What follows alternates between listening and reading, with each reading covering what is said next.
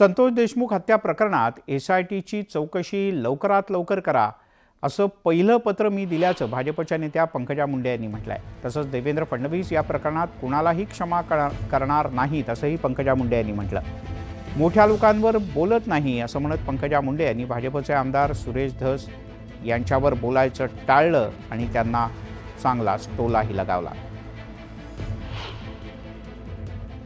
तेच राज्याचे गृहमंत्री आहेत, त्यांनी माझ्या विधानसभेच्या फ्लोअरवर उत्तर दिलं की ते यामध्ये पूर्ण तपास लावतील, कोणालाही क्षमा करणार नाहीत आणि कुठल्याही प्रकारच्या कोणी कितीही ह्याच्यामध्ये इन्व्हॉल्व असेल, मोठं असेल, लहान असेल, हे पाहणार नाही। हे त्यांच्या तोंडचे वाक्य आहेत विधानसभेत। मी कॅबिनेटमधली एक मंत्री आहे। जेव्हा माझे मुख्यमंत्री विधानसभेच्या पवित्र फ्लोअरवर सांगतात की आम्ही याची चौकशी करू, ज्यांनी निर्घृण हत्या केली आहे त्यांना पकडू आणि त्यांना आम्ही कडक शिक्षा करू, तर मी त्याला परत त्या विषयाला सतत चालू ठेवणं, मला नाही वाटत की माझा उद्देश त्याच्यातनं सरळ स्पष्ट होतो। हे पहा, मी माझ्या छोटी जी माझी लेवल आहे त्या लेवलच्या विषयांना हाताळते।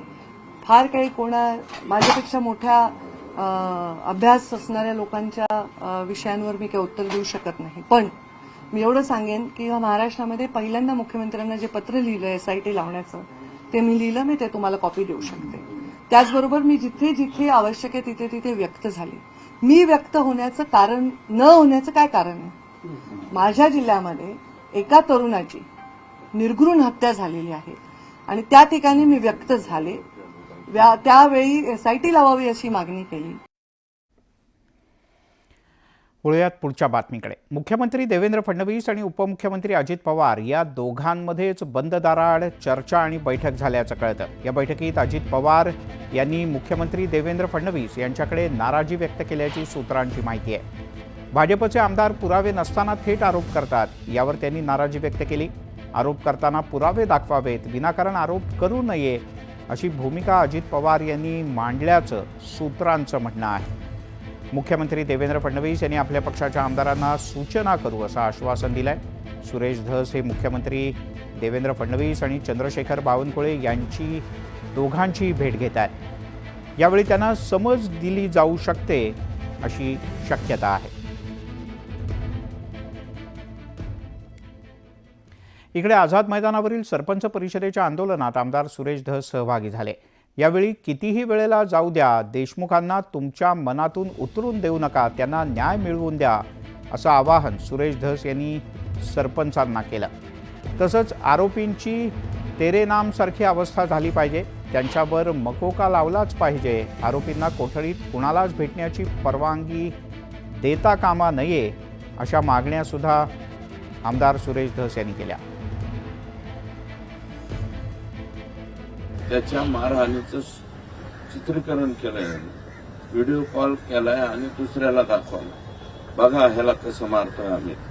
तो विव्हळतोय, ओरडतोय आणि पाण्यासाठी भीक मागतोय आणि तो काय म्हणत होता, बाबा मी कोणाचंच नाव सांगणार नाही, माझ्या गावाला नाव सांगणार, आता बस करा, मारू नका, तरी सुद्धा वरून मारत होती। या लोकांना हे किती बेभान झाले होते मारणारे, आणि या लोकांचे जे आका आहेत यांना जे सांभाळणार आहे हे 100% हे 302 मध्ये येणारच आहेत।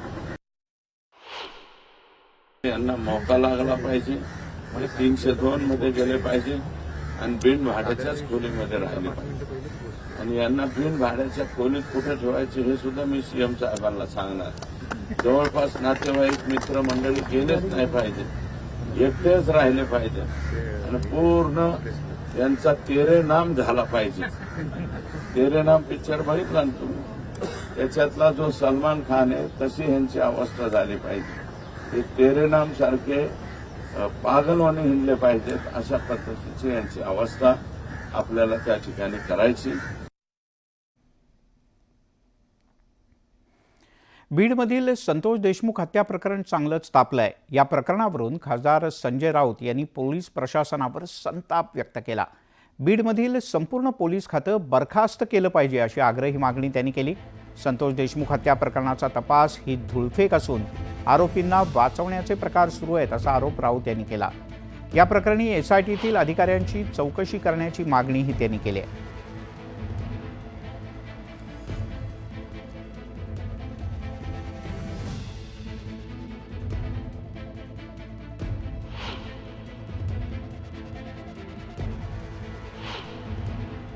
माझं गृहमंत्र्यांना आव्हान आहे की बीडमध्ये संपूर्ण पोलीस खातं बरखास्त केलं पाहिजे आणि बीडमधला संतोष देशमुखचा जो खटला आहे हा पूर्णपणे बीडच्या बाहेरच चालवायला पाहिजे.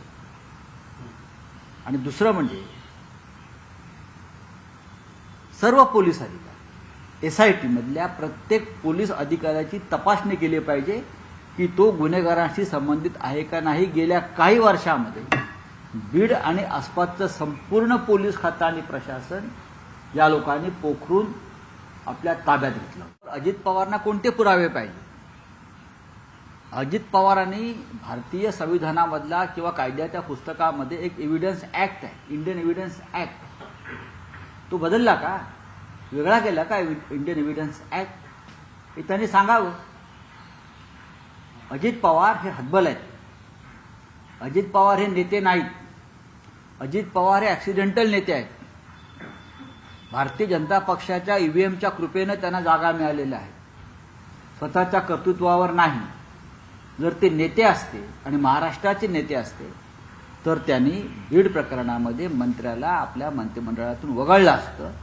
बीडमध्ये बीड पॅटर्न जो आहे तो कशा प्रकारे या महाराष्ट्रात सुरू होता आणि अजूनही चाललेला आहे. ही धुळफेक सुरू आहे. तपास हा धुळफेक आहे. अजूनही तेच चालू आहे. वाचवण्याचेच प्रकार चालू आहेत आणि हे वाचवले जातील. खरे आरोपी आजही बाहेर आहेत. सुरेश धस बोलतात आणि नंतर माघार घेतात. त्यांना वरून दट्ट्या आला की माघार घेतात. सामाजिक कार्यकर्त्या अंजली दमानिया यांनी संतोष देशमुख हत्या प्रकरणातील आरोपी वाल्मिक कराड याच्याबद्दल आणखीन एक दावा केला आहे. बीडमधील वाल्मिक कराडची 4 ते 5 वाईन शॉप आहेत. प्रत्येक दुकानाचा बाजार भाव हा 5 कोटी आहे असा आरोप दमानिया यांनी केला आहे.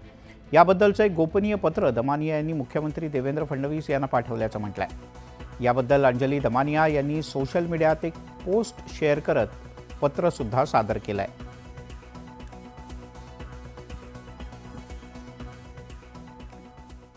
खंडणी प्रकरणातील आरोपी वाल्मिक कराड यानं सरेंडर होताना वापरलेली गाडी केज पोलिसांनी जप्त केली. ही गाडी अजित पवार यांच्या ताफ्यात होती असा आरोप विरोधकांनी केला.